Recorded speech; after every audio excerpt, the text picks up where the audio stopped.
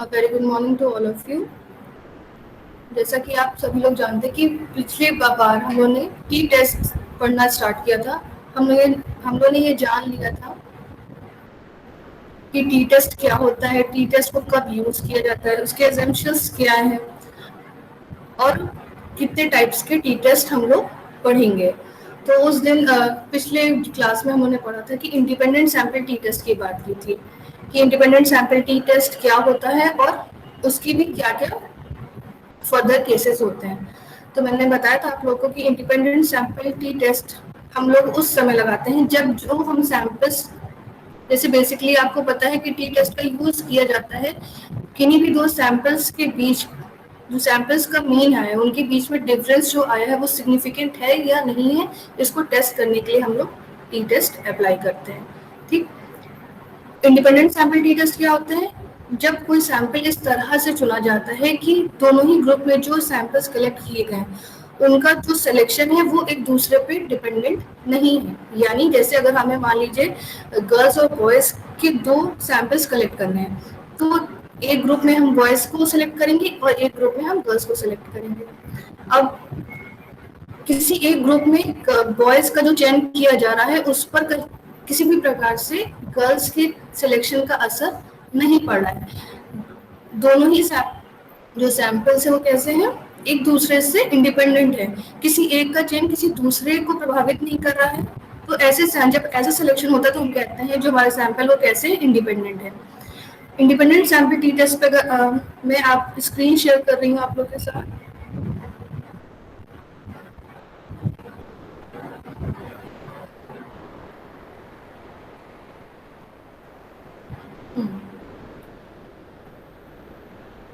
आप सभी लोग को स्क्रीन पीपीटी दिख रही है? Yes yes ma'am. Ma'am. Okay, ये देखिए हम लोगों ने बात की यस थी मैम। प्रीवियस क्लास में कि टाइप्स ऑफ टी टेस्ट क्या होते हैं, independent sample T test, dependent sample T test. फिर हमने किसी भी जब हम लोग न्यूमेरिकल्स करते हैं टी टेस्ट पे बेस, तो उसके लिए क्या क्या स्टेप्स फॉलो होते हैं उस पर हमने बात की थी कि सबसे पहला स्टेप क्या, एक बार रिवीजन छोटा सा हो जाए क्योंकि काफी गैप हो गया है समर वेकेशन की वजह से। तो जब भी हमारे पास क्या होता है न्यूमेरिकल आता है जिसमें टी टेस्ट बेस्ड होता है, बेसिकली अभी हम लोग किसकी बात कर रहे हैं, इंडिपेंडेंट सैंपल टी टेस्ट की। डिपेंडेंट सैंपल टी टेस्ट की बात हम लोग आगे करेंगे, लेकिन स्टेप्स ऑलमोस्ट सेम होते हैं। तो पहला स्टेप क्या था कि पहले हमें जो भी न्यूमेरिकल दे रखा है उसमें क्या कहा गया उसके आधार पे हम अपनी क्या करते हैं, नल हाइपोथेसिस या शून्य परिकल्पना का फॉर्मुलेशन करते हैं, निर्माण करते हैं। इसके बाद दूसरा स्टेप क्या था, decide the level of significance. यानी आप अपनी जो रिसर्च है, जो अपने न्यूमेरिकल में आप क्या करना चाहते हो, कौन सी सार्थकता स्तर का चयन करना चाहते हो। जैसे कि हम सभी को पता है कि बिहेवियरल साइंसेस में बेसिकली क्या होता है, दो लेवल ऑफ सिग्निफिकेंस को मोस्ट प्रेफर्ड किया जाता है, एक 0.01, एक 0.05। तो आप जो भी लेवल ऑफ सिग्निफिकेंस चूज करना चाहते हैं उसको इस स्टेप नंबर 2 पे डिसाइड करके रख लेते हैं। उसके बाद थर्ड स्टेप क्या होता है, find the standard error of two sample means. जैसे कि आपको पता होगा कि टी टेस्ट का जो टी टेस्ट के लिए जो फॉर्मूला अप्लाई किया जाता है वो ये होता है, आपको शो हो रहा होगा, T is equal to M1 difference M2 upon sigma D, जहाँ सिग्मा डी क्या है, standard error of difference of two means. ठीक है, यानी जो माध्य है उनका जो डिफरेंस है उसका जो हम लोग स्टैंडर्ड डेविएशन निकालते हैं उसी को बोलते हैं standard error of difference of two means. तो स्टेप 3 में हम standard error of two samples means calculate कर लेते हैं, जिसके लिए मैंने आपको बताया था कि जब सैंपल क्या होता है आपका स्मॉल होता है, जब आपका मान लीजिए सैंपल जब लार्ज है, यानी लार्ज का मतलब स्टैटिस्टिक्स में लार्ज सैंपल से मतलब क्या है, जब आपका सैंपल साइज कैसा हो, 30 से 30 या 30 से ज्यादा हो तो हम उसको कहते हैं कि हमारा सैंपल साइज क्या है, लार्ज है। उस केस में standard error of difference of two means को कैलकुलेट करने के लिए ये फॉर्मूला यूज करते हैं, sigma D is equal to under root S1 square upon N1 plus S2 square upon N2, जहां पर S1 क्या होता है आपका standard deviation of first sample. आपके पास दो सैंपल है तो S1 क्या है, पहले सैंपल का स्टैंडर्ड डेविएशन है, S2 दूसरे सैंपल का स्टैंडर्ड डेविएशन है, N1 आपका फर्स्ट सैंपल का साइज है और N2 सेकेंड सैंपल का साइज है।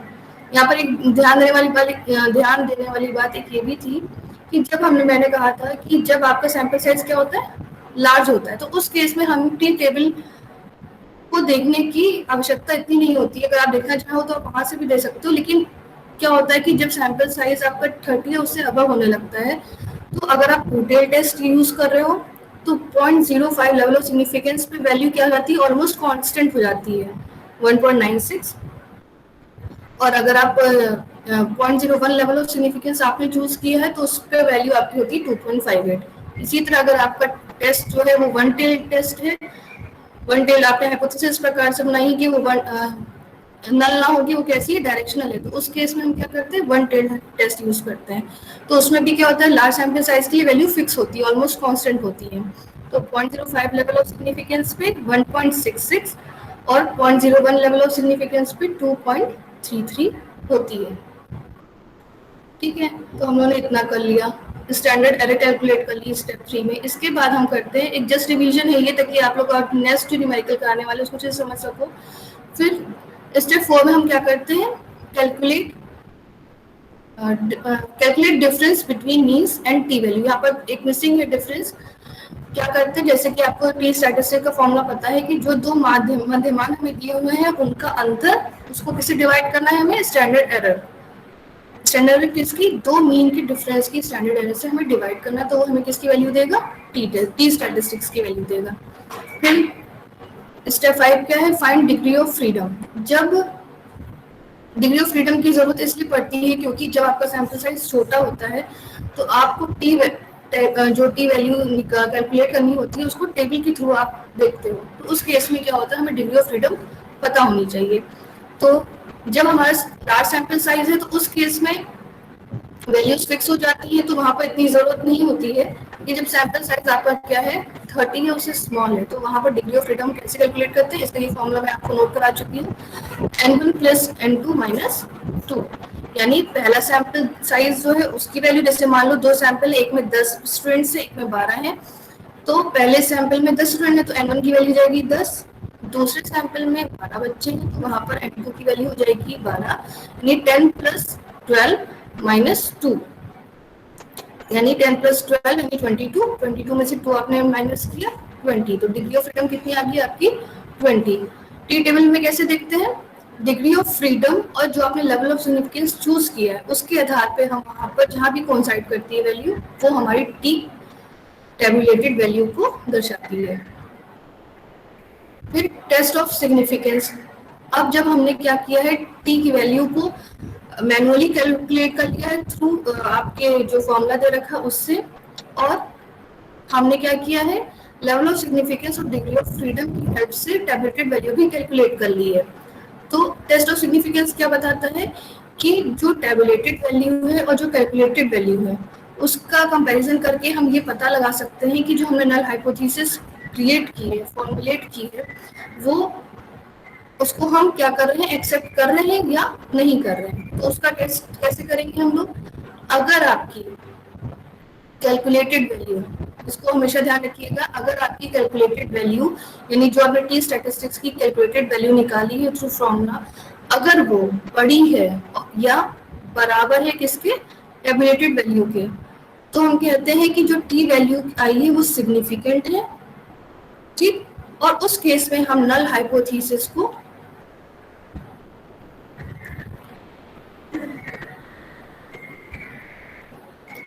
हम क्या करते हैं, नल हाइपोथेसिस को रिजेक्ट करते हैं।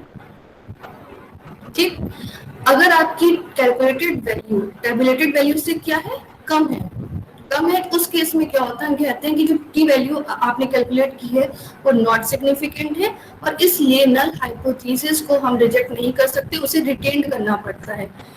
ठीक है, नल हाइपोथेसिस क्या बताती है बेसिकली कि जो भी दो सैंपल्स है उनमें कोई डिफरेंस नहीं है। तो अगर नल हाइपोथेसिस रिटेन की जा रही है, एक्सेप्ट या जिसको कहते हैं एक्सेप्ट की जा रही है, तो हम कहते हैं कि जो दो सैंपल हमारे पास है उनमें कोई अंतर नहीं है। ठीक, अगर नल हाइपोथेसिस रिजेक्ट हो रही है तो इसका सिंपली अर्थ यही है कि जो सैंपल्स हमने लिए हैं उनके बीच में जो डिफरेंस दिख रहा है वो सिग्निफिकेंट है और वो दोनों ही अलग अलग पॉपुलेशन से लिए गए हैं। तो ये इन्फेरेंस हम लोग निकालते हैं। फिर हमने प्रीवियस क्लास में इंडिपेंडेंट सैंपल टी टेस्ट की अभी हम बात कर रहे हैं फिलहाल, तो हमने एक न्यूमेरिकल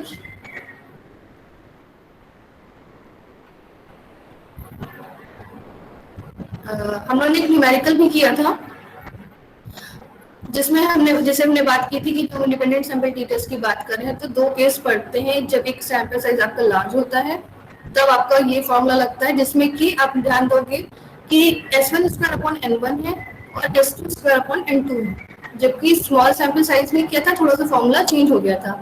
तो प्रीवियस क्लास में हमने लार्ज सैंपल के लिए एक न्यूमेरिकल ऑलरेडी कर चुके हैं हम लोग, और मुझे पूरी आशा है कि आप लोग ने उस पर बेस्ड और न्यूमेरिकल्स कर लिए होंगे।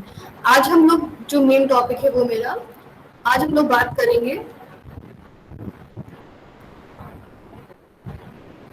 आज हम टी टेस्ट किस को ही कंटिन्यू करेंगे, क्योंकि टी टेस्ट में फर्दर बहुत सारे टाइप्स के आपने पढ़ाई है, independent T test, dependent T test, और दोनों ही टेस्ट में कुछ कुछ कैटेगरीज है, तो उनके हिसाब से आज हम लोग पढ़ेंगे। तो आज हम टी टेस्ट पार्ट 2 की शुरुआत करेंगे, जिसमें आज हम लोग क्या क्या पढ़ेंगे उस पर एक बार देख लेते हैं।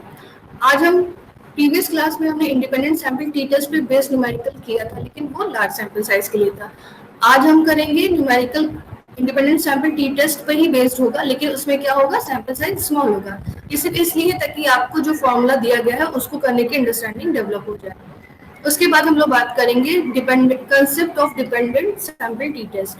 इंडिपेंडेंट सैंपल टी टेस्ट आपको समझ में आ गया। इसी तरह आज हम आगे बढ़ेंगे जब न्यूमेरिकल के बाद, तो बात करेंगे कि डिपेंडेंट सैंपल टी टेस्ट क्या होते हैं।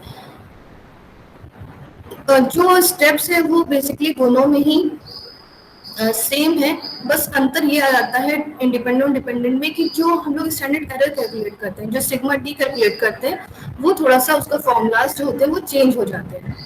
ठीक है, तो इसके बाद हम बात करेंगे कि डिफरेंट केसेस में किस तरीके से स्टैंडर्ड एरर कैलकुलेट की जाती है, और फिर नेक्स्ट हम लोग बात करेंगे डिपेंडेंट सैंपल टी टेस्ट की जितनी भी कैटेगरीज है उससे रिलेटेड एक एक न्यूमेरिकल्स हम लोग करेंगे, ताकि आपके अंदर अंडरस्टैंडिंग डेवलप हो जाए।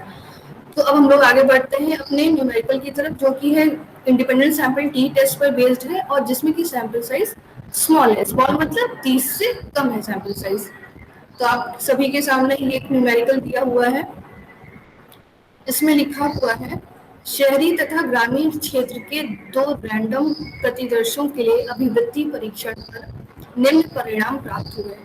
क्या शहरी तथा ग्रामीण छात्रों की अभिवृत्ति मध्यमानों में अंतर सार्थक है? तो ये क्या बोलना चाह रहा है इसमें, सिंपली कि उन्होंने क्या किया, रैंडम प्रोसेस के थ्रू, रैंडमाइजेशन के थ्रू कुछ शहरी छात्र लिए और कुछ ग्रामीण छात्र लिए। ठीक, उनके ऊपर उन्होंने अभिवृत्ति परीक्षण को एडमिनिस्टर किया और फिर देखा कि उनके ये परिणाम प्राप्त हुए, जो कि आपको यहाँ पर कुछ स्टैटिस्टिक्स दिखाई दे रही है कि शहर जो स्मॉल है ना वो सैंपल साइज को दिखा रहा है, कैपिटल एम मीन को दिखा रहा है, स्मॉल एस स्टैंडर्ड डेविएशन का दिखा रहा है।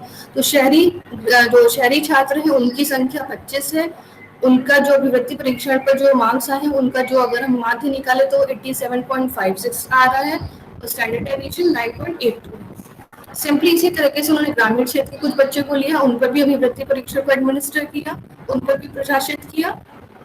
फिर जो उनके स्कोर्स आए उसको उन्होंने क्या किया, उन स्कोर्स का मीन निकाला, तो वो आपका 82.04 आया है, और उसी से उन्होंने क्या किया, वो जो स्कोर्स आए थे उनके स्टैंडर्ड डेविएशन को कैलकुलेट किया तो वो 7.30 आ रहा है। ठीक, और उनकी संख्या 20 है। तो आप देख सकते हो, इस अगर मान लीजिए आपके एग्जाम्स में इस तरह का क्वेश्चन आता है तो वहां पर आपको अपने अंडरस्टैंडिंग के थ्रू ये समझना पड़ेगा कि हमें इस पर्टिकुलर में किस प्रकार का फॉर्मूला लगाना है। आपको ये कैसे पता चलेगा कौन सा फॉर्मूला हमें यूज करना है सिग्मा डी के लिए? टी का फॉर्मूला तो सेम है, ये आपको क्या करना है, दो सैंपल्स है उनके जो मीन्स है उनका डिफरेंस कैलकुलेट करना है और उसे स्टैंडर्ड एरर से डिवाइड करना है। मेन काम क्या होता है कि हर केस में स्टैंडर्ड एरर जो है वो थोड़ा सा डिफरेंट तरीके से कैलकुलेट की जाती है। तो अब आपको देख यहाँ पे ये कि कौन सा लार्ज सैंपल का फॉर्मूला लगाना है कि स्मॉल सैंपल का लगाना है, तो आपको कहाँ से डायरेक्टली ये आप देखो पहले कि यहाँ तो पहले तो सिंपल ये देखोगे कि कौन सा टेस्ट लगाओगे, कि अभी हम लोग पर्टिकुलर टी टेस्ट की बात कर रहे हैं। जब आप लोग एग्जाम्स में जाओगे तो हो सकता है डिफरेंट टेस्ट से रिलेटेड क्वेश्चंस या न्यूमेरिकल्स आपके पास हों। तो यहाँ पर आप सिंपली आपसे पूछा है क्या शहरी तथा ग्रामीण छात्रों के अभिवृत्ति मध्यमानों में अंतर सार्थक है? ठीक, क्या कह रहा है, दो सैंपल है उनके बीच में जो अंतर दिखा रहा है क्या वो सार्थक है कि नहीं है? तो जब टी टेस्ट हमेशा किस लिए यूज किया जाता है, दो सैंपल्स के जो मीन्स है उनके बीच में जो डिफरेंस शो हो रहा है क्या वो सिग्निफिकेंट है, क्या वो सार्थक है या नहीं है, इसकी जांच के लिए हमेशा हम टी टेस्ट को ही यूज करते हैं। ठीक, तो हम समझ जाएंगे कि हमें यहाँ पर टी टेस्ट लगाना है। पहला तो हमने ये कॉन्फ़िगर कर लिया कि कौन सा टेस्ट अप्लाई करें, तो टी टेस्ट ये हमें समझ में आ गया। अब टी टेस्ट में भी हमें यहाँ पर कौन सा टेस्ट लगाना है, इंडिपेंडेंट सैंपल लगाना है कि डिपेंडेंट लगाना है, तो अब आपको ये पहचानना पड़ेगा। कैसे पहचानोगे? अब यहाँ पर सिंपली लिखा है कि शहरी तथा ग्रामीण क्षेत्रों के 2 रैंडम प्रतिदर्श लिए गए, यानी 2 ग्रुप बनाए गए हैं, शहरी और ग्रामीण क्षेत्र के, और दोनों को ही रैंडमाइजेशन के थ्रू कलेक्ट किया गया है। तो शहरी छात्र हैं उनका सिलेक्शन पूरी तरीके से ग्रामीण क्षेत्रों पर तो निर्भर करेगा नहीं। शहरी क्षेत्र से हमने कुछ ले लिया और ग्रामीण क्षेत्र से कुछ ले लिया, दोनों ही सैंपल एक दूसरे से किसी भी प्रकार से रिलेटेड नहीं है। किसी का भी चयन किसी दूसरे के चयन पर प्रभावित नहीं कर रहा है। तो इस केस में हमें ये भी समझ में आ गया कि इंडिपेंडेंट सैंपल टी टेस्ट लगेगा। फिर बात आती है कि लार्ज सैंपल वाला फॉर्मूला यूज करें कि आपका स्मॉल सैंपल साइज का, तो उसकी जांच के लिए आप यहाँ पर आओगे। यहाँ पर स्मॉल एन क्योंकि आपका सैंपल साइज है दे रखा है, तो उसमें देखो दे रखा है 25। शहरी वाले बच्चे आपके जो छात्र हैं वो 25 हैं और ग्रामीण क्षेत्र के जो छात्र हैं 20 है। तो यहाँ से आप इन्फर कर लोगे कि यहाँ पर आपको स्मॉल सैंपल साइज वाला स्टैंडर्ड एरर कैलकुलेट करना है। ठीक, अब मैं आप लोग से पूछना चाहूंगी क्योंकि स्टेप्स तो ऑलमोस्ट सेम है, किसी भी आप इंडिपेंडेंट सैंपल टी टेस्ट लगाओ या डिपेंडेंट सैंपल टी टेस्ट लगाओ, तो सबसे पहला स्टेप क्या होगा आप लोग मुझे बताओ। कोई भी स्टूडेंट्स बता सकता है, थोड़ा सा टू वे प्रोसेस हो। हाँ वीरेंद्र बताइए। नल हाइपोथेसिस बनाएंगे मैंने। ओके, नल हाइपोथेसिस कैसे बनेगी इस केस में? नल कोशिश कर सकते हाइपोथेसिस हो। लिखेंगे कि शहरी तथा ग्रामीण छात्रों के अभिवृत्ति मध्यमानों में अंतर नहीं या सार्थक अंतर नहीं। बिल्कुल सही, बहुत अच्छा बताया वीरेंद्र, बिल्कुल एग्जैक्ट यही बनेगी इसमें। देखो सबसे पहले तो जैसे हम लोग करते हैं, जैसे मैंने आप लोगों को क्लासेस में बताया भी कि जब आपको न्यूमेरिकल्स मिलते हैं तो सबसे पहला काम क्या होता है, हमें क्या कर लिखना कि हमें उस पर्टिकुलर न्यूमेरिकल में क्या क्या चीजें नोन है। हम नोन से नोन की तरफ बढ़ते हैं, तो सबसे पहला काम हम क्या करेंगे, ज्ञात है हमें इस पर्टिकुलर प्रॉब्लम में क्या क्या चीजें ज्ञात है वो हम एक तरफ से। आप सभी लोग से ये भी है कि सभी लोग अपने कॉपी रजिस्टर या जो भी आप यूज कर रहे हो उस पर इसको लिखते भी जाओ साथ में। बहुत ना अभी आप लोग समझ लो कि समझ में आ जाएगा, फिर अगर आप लोगों ने लिखा नहीं होगा तो काफी दिक्कत आ जाएगी। और कैलकुलेशन बेसिकली आप ही लोगों को करने में आपसे पूछूंगी। तो सबसे पहले हम लोग क्या लिख लेंगे कि हमें इस पर्टिकुलर प्रॉब्लम में क्या क्या चीजें पता है। तो हमें क्या पता है, ज्ञात है शहरी और ग्रामीण क्षेत्र के जो बच्चे हैं उनका हमें सैंपल साइज पता है, उनका हमें मीन पता है, उनका हमें स्टैंडर्ड डेविएशन पता है। ठीक, तो हमने वो यहाँ पर उसको लोकेट कर लिया, यहाँ पर हमने उसको क्या कर लिया, लिख लिया है। आप सभी लोग अपनी कॉपीज में प्रॉपरली नोट डाउन करते चलो, आपके डिसर्टेशन में बहुत हेल्पफुल होने वाला और आगे अब जब आप लोग खुद भी करोगे डिसर्टेशन बाकी लोगों को तो आपको भी हेल्प मिलेगी।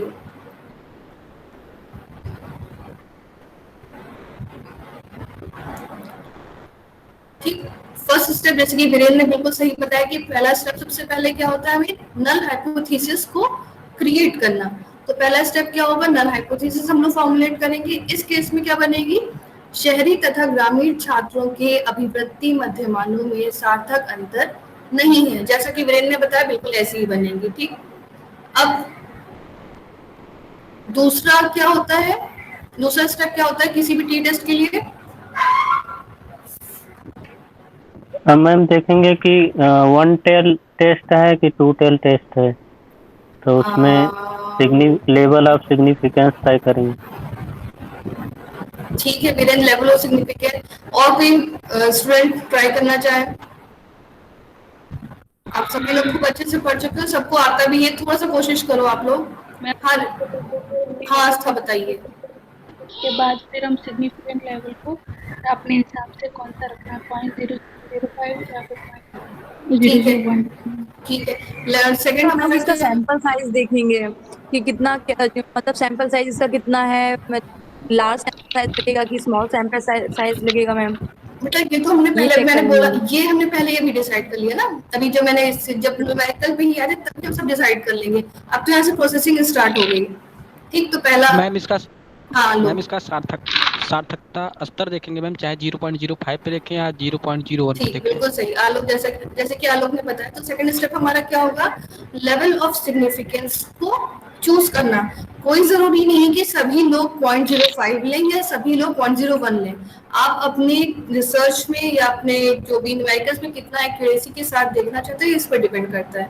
अगर आप 0.05 लेवल ऑफ सिग्निफिकेंस ले रहे हो, इसका मतलब आप 5% एरर अलाउ कर रहे हो, और जो 0.01 ले रहे हैं उनका मतलब है कि वो अपने रिसर्च में या न्यूमेरिकल में टेस्टिंग में 1% एरर को अलाउ कर रहे हैं। ठीक है, तो आप सभी लोग अपने चॉइस के हिसाब से यहाँ पर लेवल ऑफ सिग्निफिकेंस तय कर लोगे।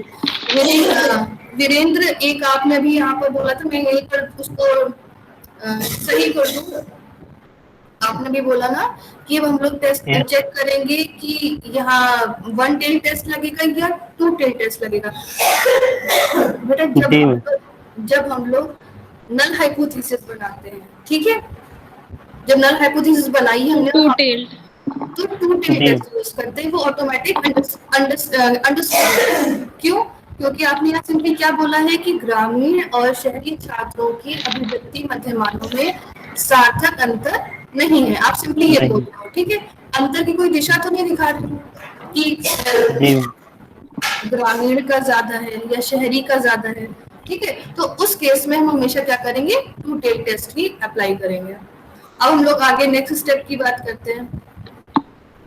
नेक्स्ट स्टेप, आपने जब सार्थकता स्तर को क्या कर लिया, चयन कर लिया, जैसे मैंने यहाँ लिखा है 0.05 या अपने चॉइस के हिसाब से 0.01 भी ले सकते हो।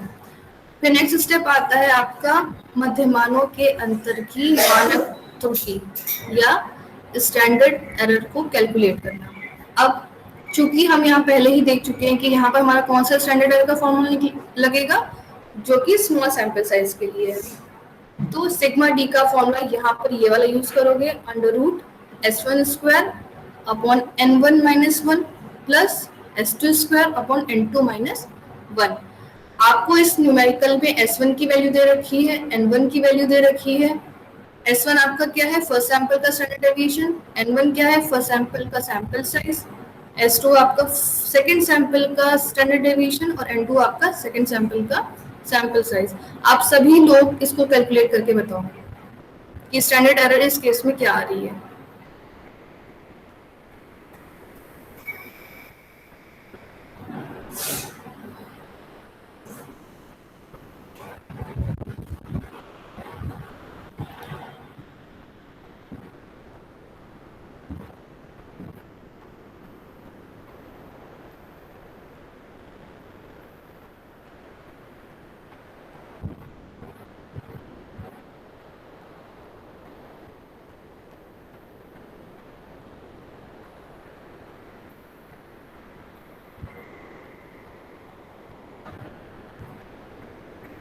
आपके पास 1 मिनट का टाइम है।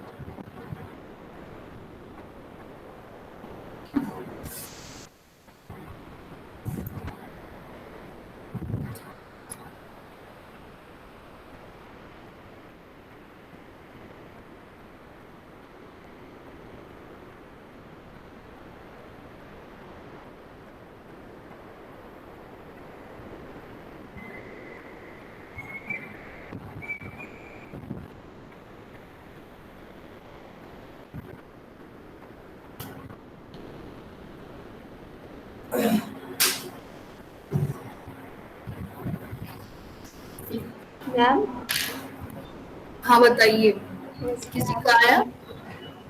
मैम मेरा थोड़ा सा क्वेश्चन रह गया है। हाँ बताइए बताइए। यस मैम, क्वेश्चन थोड़ा सा छूट गया है, मतलब अच्छा ओके ओके जो ग्रामीण के क्षेत्र के का जो ये लीजिए, आप यहाँ से नोट कर सकते हैं। Yes okay ma'am.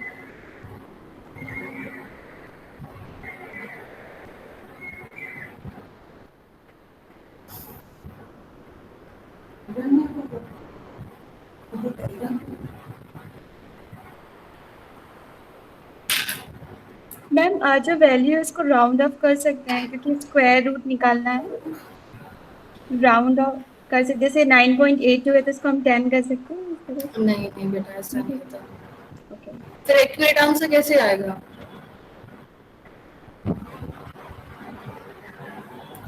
स्टैटिस्टिक्स के पेपर में आप लोग को हो सकता है कैलकुलेटर अलाउड हो, और नहीं भी है तो आपको 9.82 का स्क्वायर निकालना आना चाहिए।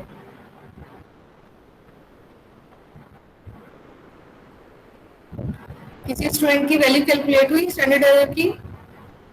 मैम 2.60 2.60।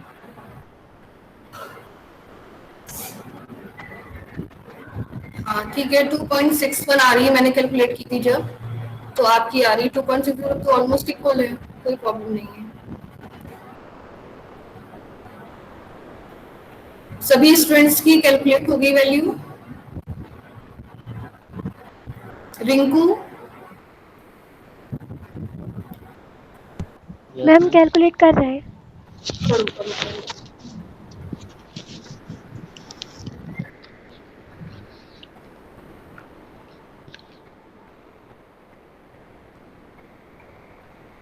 टू 2.02 आ रही है मैम।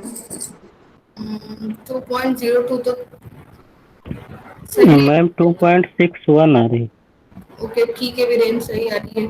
नेहा आपकी 2.02 आ रही है? यस मैम, कुछ हो गया, बेटा एक देख बार रहे हैं चेक, मैम एक बार। हाँ ठीक एक है बार चेक करो, एक बार चेक करो। सभी स्टूडेंट्स अपनी कॉपी में इसको कैलकुलेट करेंगे।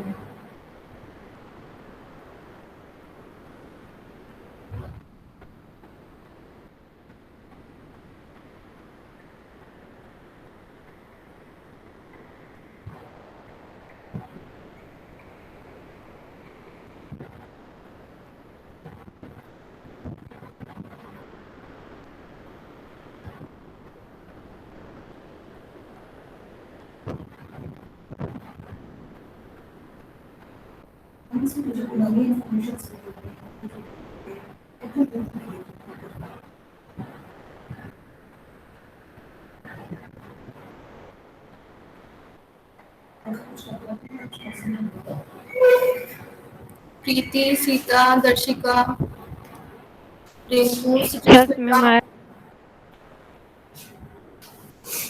सुचिस्मिता। 2.61 आई। ठीक है प्रीति। सुचिस्मिता कैलकुलेट किया आपने? मैम कर रही हूँ। करो बेटा जल्दी करो।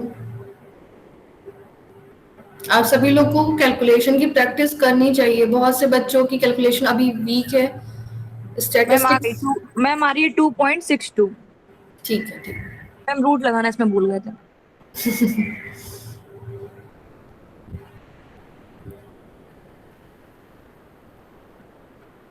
अभिषेक जी मैम। आ गया बेटा आपका? आधा आ गया मैम। उसका फर्स्ट वाले का 9.82 का उसका आया 3.13 आया था। अच्छा, आप फॉर्मूले में पूरा आधा। पुटअप करके अब मुझे वैल्यूज बताओ। जी मैम। पवन? मैम कर रहे हैं मैम।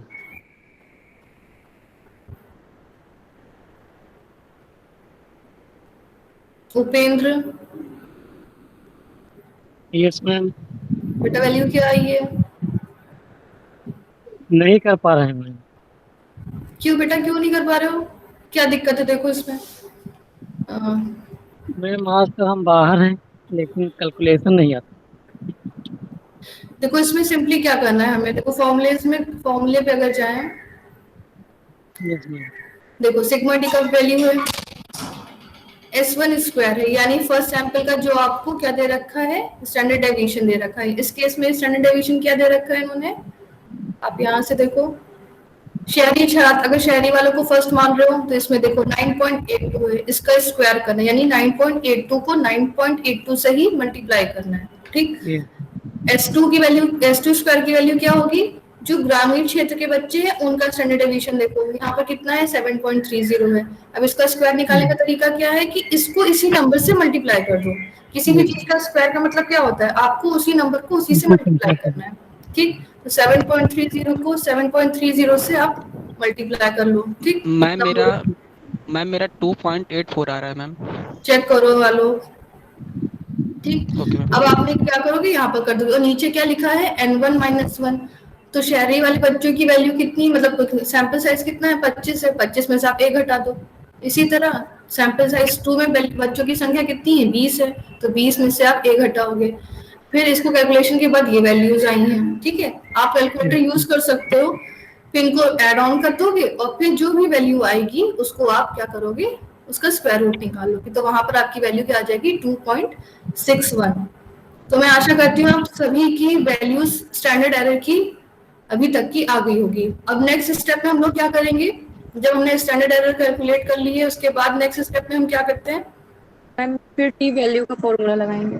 ठीक, क्योंकि हमारे पास क्या है, हमें टी स्टैटिस्टिक्स को कैलकुलेट करने के लिए 2 चीजें चाहिए, दोनों ही मध्यमानों का अंतर चाहिए और स्टैंडर्ड एरर चाहिए। स्टैंडर्ड एरर हमें मिल गई है, अब हम चलते हैं टी टेस्ट की ओर।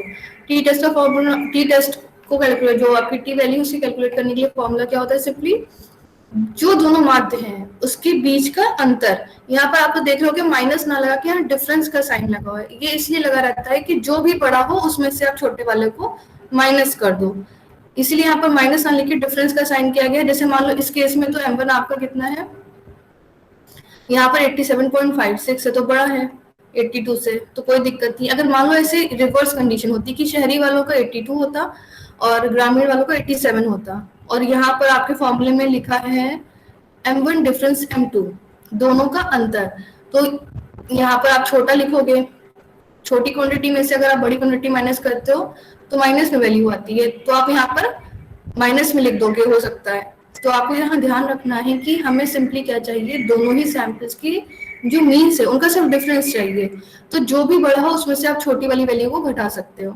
ठीक। तो मैंने, आप लोग आगे देखो फर्दर क्या किया कि m1 की जगह 87.56 रखा, माइनस दूसरे सैंपल का जो मीन था 82.04 उसको रखा, डिवाइडेड बाय जो कि भी हमने अभी हमने नेक्स्ट स्लाइड में कैलकुलेट की है value, standard error of difference of mean की, उसको हमने यहाँ पुट कर दिया। 87.56 माइनस 82.04 आप करोगे तो आपकी वैल्यू आएगी 5.52। इसको हमने डिवाइड किया 2.61 से, तो यहाँ पर वैल्यूज आप सबकी क्या आ रही, मुझे कैलकुलेट करके बताओ। मैम 2.1230। मेरी आ रही है 2.106। अच्छा, सभी स्टूडेंट्स कोशिश करो इसको निकालने की, वैल्यू कैलकुलेट करने की, फिर हम लोग आगे बढ़ते हैं। इसके आगे मेन काम, इसके आगे आपको डिसाइड करना है कि कैसे क्या होता है। मैम टी की वैल्यू 2.11 आ रही है। ठीक है आलोक, बेटा अगर आपको कहीं पर आप लोग को लग रहा है कि फास्ट हो रहा है तो आप लोग बता देना। कर रहे हैं 2.11 ठीक है, बिल्कुल सही है अभिषेक। मैम वही आ रही है समथिंग 2.11, क्योंकि 2.106 आ रही है तो वही 2.11। मैम स्टेप 4 थोड़ा सी बार फिर से रिपीट कर दीजिए। आलोक क्या कह रहे हो आप, फिर से बोलो। मैम स्टेप 4 एक बार फिर से रिपीट कर दीजिए। स्टेप 4, हाँ देखो स्टेप 4 में क्या होता है, हम टी की वैल्यू कैलकुलेट करते हैं, टी स्टैटिस्टिक्स की क्या वैल्यू, टी का फॉर्मूला हमने बताया था उस दिन, m1 difference m2 upon sigma T, यानी कि जो भी आपके पास 2 सैंपल हैं उन दोनों का आपने मीन निकाल रखा होगा या मीन आपको न्यूमेरिकल में दिया होगा, तो आपको सिंपली क्या करना है, दोनों ही सैंपल्स के मध्यमानों का डिफरेंस कैलकुलेट करना है, अंतर कैलकुलेट करना है। अब दोनों ही मध्यमान में से जो बड़ा मध्यमान होगा उसमें से छोटा मध्यमान आप क्या करोगे, सब्सट्रैक्ट कर दोगे, माइनस कर दोगे, तो वो आपने यहाँ पर कर लिया। फिर इससे पहले स्टेप 3 में हम स्टैंडर्ड एरर निकाल चुके हैं, स्टैंडर्ड एरर की वैल्यू आई है 2.61, उसे हमने यहाँ पुट कर दिया। अब सिंपली आपको यहाँ पर कैलकुलेशन करना है, क्या 87.56 में से 82.04 को हमने माइनस किया, हमारी वैल्यू आ गई 5.52 समथिंग आई है। फिर हमने इसको क्या किया 2.61 से डिवाइड कर दिया। मैम 87.56 मैम कहाँ से है मैम? 87.56 आपका क्या है, फर्स्ट सैंपल का मीन है। अब आप यहाँ पर देखो जो न्यूमेरिकल दे रखा है, न्यूमेरिकल दे रखा है ना ये, इसमें देखो शहरी वाले जो शहरी वाले क्षेत्र के बच्चे हैं उनका m मतलब मीन से है, कितना दे रखा है 87.56, वैसे ही ग्रामीण क्षेत्र के बच्चों का कितना दे रखा है 82.04। अब आगे आ लो मैम मेरा 56.12 आ रहा है। बेटा कैलकुलेशन करो, तो बहुत ज्यादा वैल्यू आ रही, बहुत ज्यादा डिस्क्रिपेंसी है इसमें। एक बार चेक, कैलकुलेशन में कुछ प्रॉब्लम हुई होगी, सही हो जाएगा। आप इसको पूरा एक बार फिर से करना सही से। तो हमने स्टेप 4 में क्या किया, टी की वैल्यू कैलकुलेट कर ली। अब देखो इसको क्या कहते हैं, यहाँ पर टी की वैल्यू हमने क्या की है, मैनुअली थ्रू फॉर्मूला कैलकुलेट की है, जो कि हमारी कितनी आ रही है, 2.11। ठीक, अब आप क्या करोगे स्टेप 5 में। स्टेप 5 में क्या करते हैं हम लोग, आप लोग की सभी लोग ने बुक्स आप लोग के पास होंगी स्टैटिस्टिक्स की। उस बुक्स में अभी मैं नेक्स्ट क्लास जब लूंगी तो आप लोग को टेबल में दिखा दूंगी। एक बार मैंने शायद पिछली बार दिखाया भी था कि हम लोग क्या करते हैं, जो टी टेस्ट की आपको टेबल बुक्स में पीछे दे रखी होती है। ठीक है, जो वर्टिकल होता है, वर्टिकल साइड होता है, उसमें आपको क्या होती है, डिग्री ऑफ फ्रीडम्स दे रखी होती हैं। और जो आपका हॉरिजॉन्टल साइड होता है उसमें आपके लेवल ऑफ सिग्निफिकेंस दे रखे होते हैं। उसमें भी आपका 2 टेल टेस्ट और 1 टेल टेस्ट डिवाइड होता है। तो अब आपको क्या करना है, आपने मैनुअली टी वैल्यू कैलकुलेट कर ली, यानी इसे हम टी कैलकुलेटेड कहते हैं, वो आपकी आई है अभी यहाँ पर 2.11। अब हम क्या करेंगे, हम टेबल के थ्रू, जो हमारी बुक्स में टेबल दी होती है, उनकी टेबल के थ्रू डिग्री ऑफ फ्रीडम और लेवल ऑफ सिग्निफिकेंस की हेल्प से टी टैबुलेटेड की वैल्यू कैलकुलेट करेंगे। कैसे कैलकुलेट करेंगे, इस केस में आपकी डिग्री ऑफ फ्रीडम कैसे कैलकुलेट होगी, यहाँ पर क्या है, सैंपल साइज कितना है, 25 और 20। ठीक है, जब स्मॉल सैंपल साइज होता है उस केस में डिग्री ऑफ फ्रीडम कैसे कैलकुलेट करते हैं, दोनों ही सैंपल का जो साइज है उसको जोड़ देते हैं, यानी n1 प्लस n2 कर देते हैं और उसमें से 2 माइनस कर देते हैं। इस केस में क्या होगा, 25 प्लस 20 यानी कि 45। 45 में से आप 2 माइनस कर दोगे, सब्सट्रैक्ट कर दोगे, तो 43 वैल्यू आ जाएगी। यानी आपकी डिग्री ऑफ फ्रीडम कितनी आ गई, 43। ठीक, अब आपने डिग्री ऑफ फ्रीडम कैलकुलेट कर ली n1 प्लस n2 माइनस 2 करके, तो वो आ गई आपकी 43। आप क्या करोगे, वर्टिकल में जाओगे, 43 पर पेन रखोगे, लोकेट करोगे उसको, और ऊपर आपने जो कि 0.05 लेवल ऑफ सिग्निफिकेंस, जिसे मैंने 0.05 लेवल ऑफ सिग्निफिकेंस को चूज किया है, तो आप क्या करोगे, ऊपर जाके 0.05 लेवल ऑफ सिग्निफिकेंस को देखोगे। इन दोनों को जहां पर भी, जैसे कि हम लोगों ने जब एनपीसी के क्वेश्चंस किए थे वहां पर भी हम लोगों ने इसी तरह से कोइंसाइड करा के वैल्यूज को देखा था, तो उसी प्रकार से हमें यहाँ पर क्या करना है, टैबुलेटेड वैल्यू कैलकुलेट करनी है। तो टेबल के थ्रू जो वैल्यू आई है वो ये आई है 2.02।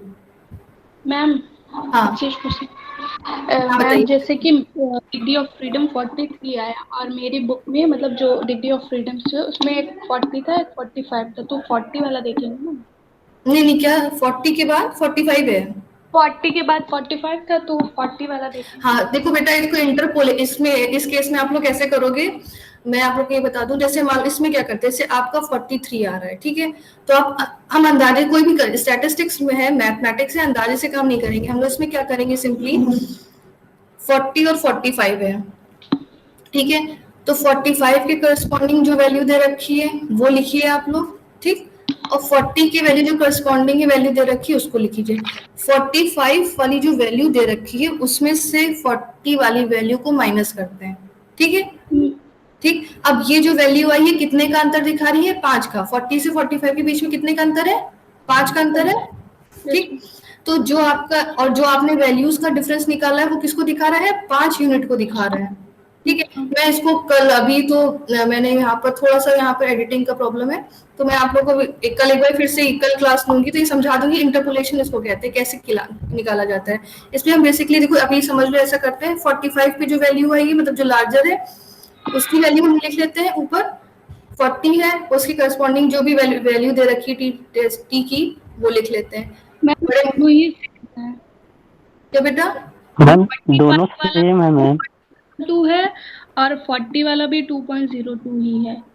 yes मैम हाँ तो सेम ये है। हाँ अगर सेम है तो ऑब्वियस है कि 40 से 45 के बीच में कोई वैल्यू चेंज नहीं हो रही है। तो चाहे 40 हो, चाहे 41 हो, चाहे 42 हो, चाहे 43 हो, चाहे 44 हो, सबके लिए वैल्यू क्या हो जाएगी 2.02। ठीक है। Yes, yes, ma'am. और जो ये तो चलिए यहाँ पर एक आप लोग के लिए अच्छा केस हो गया कि दोनों वैल्यू सेम है। अगर सेम नहीं होती है तो उसको कैसे कैलकुलेट करते हैं वो नेक्स्ट क्लास में मैं आपको समझा दूंगी।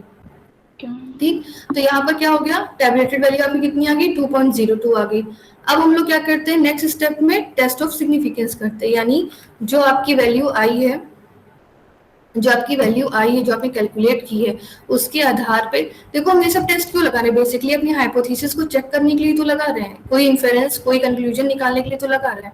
तो अब हम क्या करेंगे, अब यहाँ पर हम कंपैरिजन करेंगे। कंपैरिजन कैसे करेंगे, आप लोग को मैंने केसेस बताए हुए कि किस केस में हम लोग हाइपोथेसिस या नल हाइपोथेसिस को एक्सेप्ट या रिटेन करते हैं और किस केस में हम उसको रिजेक्ट करते हैं। तो आप सभी लोग क्योंकि न्यूमेरिकल पहले इस पर कर चुके हो और आपने समर वेकेशन में काफी इस पर प्रैक्टिस भी की होगी, तो मुझे बताओ इस केस में क्या आपका आंसर आ रहा है, क्या लगता क्या है आप एग्जाम ये जो वैल्यूज आई इनके हिसाब से आप क्या इन्फेरेंस निकाल रहे हो? हमारी हाइपोथेसिस रिजेक्ट होगी। अच्छा ठीक है, बाकी स्टूडेंट्स सबसे पहले तो ये देख लो कि कैलकुलेटेड वैल्यू कितनी आई है आपकी 2 पॉइंट, अभी किसने बताया रिजेक्ट होगी? मैम मैंने। नाम? आस्था।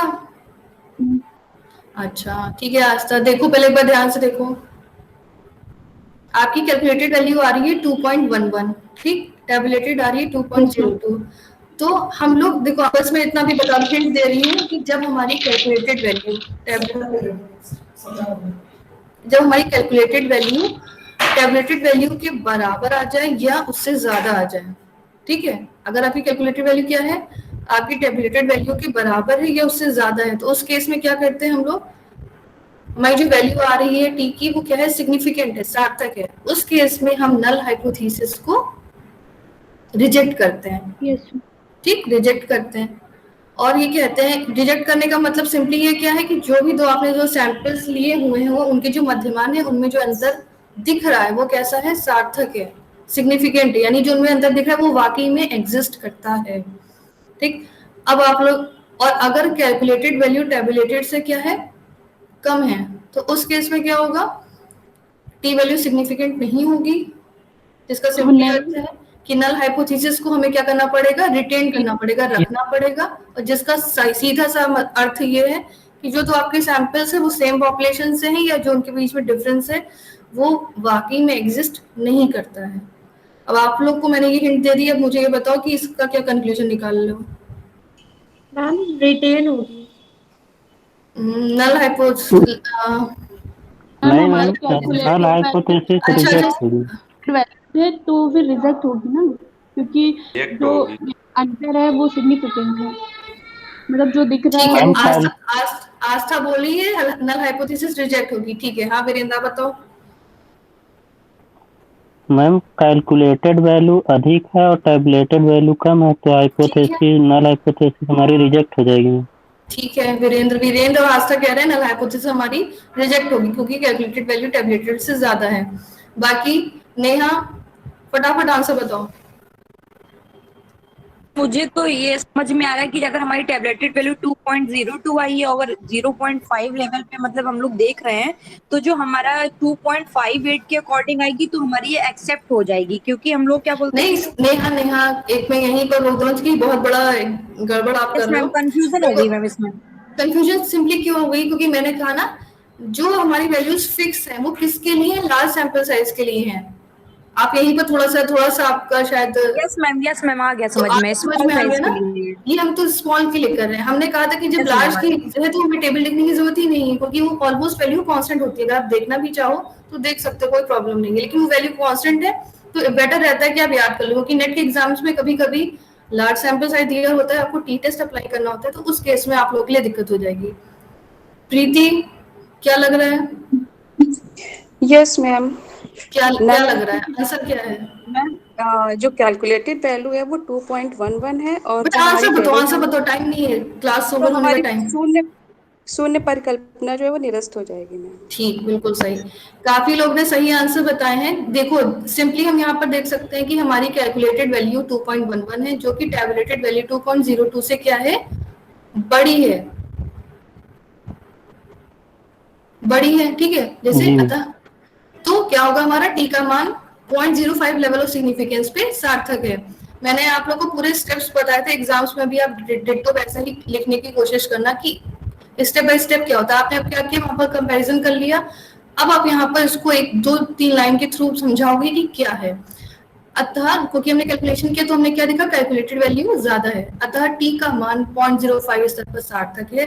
अर्थात शून्य परिकल्पना की शहरी तथा ग्रामीण क्षेत्र छात्रों की अभिवृत्ति मध्यमानों में सार्थक अंतर नहीं है को निरस्त किया जाता है, तथा वैकल्पिक परिकल्पना की शहरी तथा ग्रामीण छात्रों की अभिवृत्ति मध्यमानों में अंतर है को स्वीकार किया जाता है। ये अंडरस्टूड होता है कि जब आपकी नल हाइपोथेसिस रिजेक्ट होती है तो आपकी ऑल्टरनेटिव हाइपोथेसिस को एक्सेप्ट किया जाता है। ऑल्टरनेटिव हाइपोथेसिस क्या होती है, बेसिकली नल हाइपोथेसिस का जस्ट अपोजिट होती है।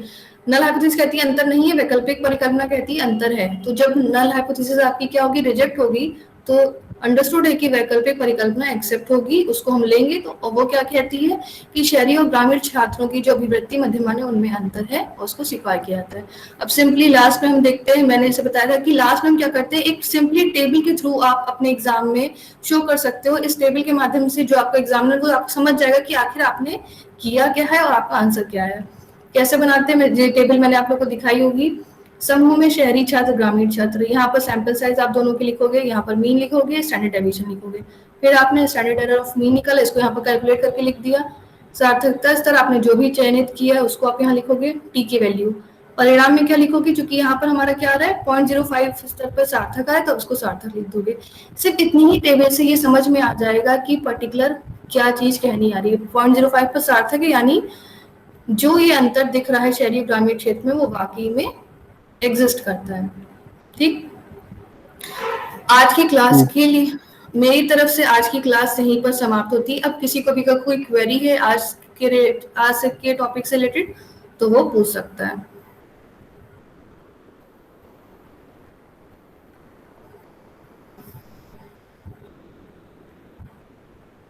किसी को कोई क्वेरी नहीं? हाँ वीरेंद्र बताइए। जैसे मैं 2 टेल टेस्ट में और 1 टेल टेस्ट में अपने टी का मान जो है, सॉरी, जो लेवल ऑफ सिग्निफिकेंस है 0.05 और 0.01 का मान तो पहले मैम आपने लिखवाया था एक बार, तो हमें टेबल से देखना है मैम कि यही लिख लेंगे? देखो बेटा, मैंने कहा था ना, जब लार्ज सैंपल साइज होता है तो वैल्यू कांस्टेंट हो जाती हैं, ठीक है। वो अगर आप लोग याद कर लोगे तो बेटर इसलिए क्योंकि नेट के एग्जाम में कभी कभी क्या होता है, लार्ज सैंपल साइज दे रखा होता है और वो लोग समझते हैं कि आप लोग को वो वैल्यूज याद होंगी। कई बार लोगों ने, एज आप लोगों ने क्लास में भी कहा था कि उन्होंने टी टेस्ट की टेबल नहीं दी, तो क्यों नहीं थी, क्योंकि वो वैल्यूज फिक्स हो जाती हैं उस केस में। लेकिन जब हम लोग स्मॉल सैंपल साइज की तरफ आते हैं तो वहां पर वैल्यूज में जो टी वैल्यू की टैबलेटेड वैल्यू है उसमें वेरिएशन देखने को मिलता है। इसीलिए डिग्री ऑफ फ्रीडम और लेवल ऑफ सिग्निफिकेंस के माध्यम से हम टैबलेटेड वैल्यू कैलकुलेट करते हैं। ठीक है मैम, जो मान आपने लिखा था वो कांस्टेंट लार्ज साइज के लिए है। हाँ, आप देखो पिछला अपनी कॉपी में देखना, वहां पर लिखा हुआ है फॉर लार्ज सैंपल साइज, जहाँ पर एन आपका 30 या 30 से ज्यादा है, तो वहां वहीं पर केवल ये बात लिखी गई है, ठीक है। और किसी को कोई क्वेरी है, ओके, और किसी को कोई क्वेरी है तो पूछ सकता है। और अगर अभी क्वेरी नहीं समझ में आ रही तो कोई दिक्कत की बात नहीं है, जो आज न्यूमेरिकल्स कराए गए हैं अब इस पर बेस्ड कम से कम 2-3 न्यूमेरिकल्स सभी लोग घर में प्रैक्टिस करोगे। फिर कुछ नहीं समझ में आता है तो नेक्स्ट क्लास कल हम लेंगे तो उसको पहले डिस्कस कर लेंगे, फिर आगे बढ़ेंगे। ये स्टैटिस्टिक्स है, थोड़ा सा टफ बिल्कुल नहीं है, लेकिन अगर आप लोग प्रैक्टिस करोगे तो बहुत अच्छे से समझ में आएगा, बहुत करने में भी मजा आएगा, ठीक है। तो इसी के साथ हम लोग आज की क्लास यहीं पर एंड करते हैं और फिर कल हम आपकी क्वेरीज के साथ और नए टॉपिक के साथ फिर आपसे मिलेंगे। Okay, thank you ma'am. Thank you ma'am. Thank you ma'am. Thank you ma'am.